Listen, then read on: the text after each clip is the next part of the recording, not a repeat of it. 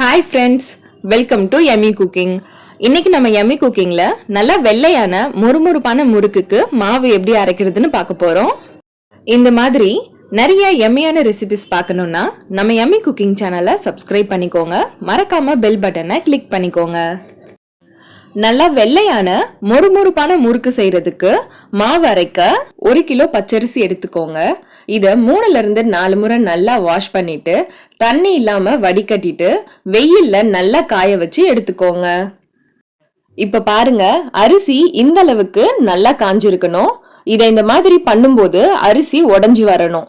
அந்த அளவுக்கு அரிசியை நல்லா காய வச்சு எடுத்துக்கோங்க. அடுத்து 1 கிலோ அரிசிக்கு 250 கிராம் உளுந்து எடுத்துக்கோங்க. உளுந்த இப்ப நம்ம வறுத்து எடுத்துக்க போறோம்.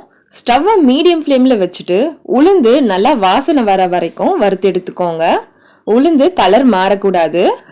1 கிலோ அரிசிக்கு 250 கிராம் உளுந்து, அப்படி இல்லைன்னா 1 கப் உளுந்துக்கு 4 கப் அரிசி. இந்த மெஷர்மெண்ட்ல நீங்க செய்யும் போதுதான் உங்களுக்கு முறுக்கு நல்லா வெள்ளையாவும் நல்லா கிறிஸ்பியா மொறுமொறுனும் கிடைக்கும். உளுந்து நல்லா வாசனை வர ஆரம்பிச்சிடுச்சு. இப்போ ஸ்டவ் ஆஃப் பண்ணிட்டு இதை வேற பிளேட்டுக்கு மாத்தி நல்லா ஆற விட்டுடுங்க. அடுத்து நம்ம காய வச்சிருந்த அரிசியில வறுத்து வச்சிருக்க உளுந்த சேர்த்துடுங்க. சேர்த்துட்டு இத மில்லுல கொடுத்து முறுக்குக்குன்னு சொல்லி நல்லா பவுடரா நைஸா அரைச்சு எடுத்துக்கோங்க.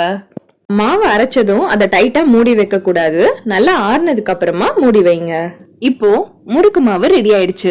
இந்த மாதிரி நீங்க முறுக்குக்கு மாவு ரெடி பண்ணீங்கன்னா முறுக்கு நல்லா ஒயிட்டாவும் கிறிஸ்பியாவும் இருக்கும்.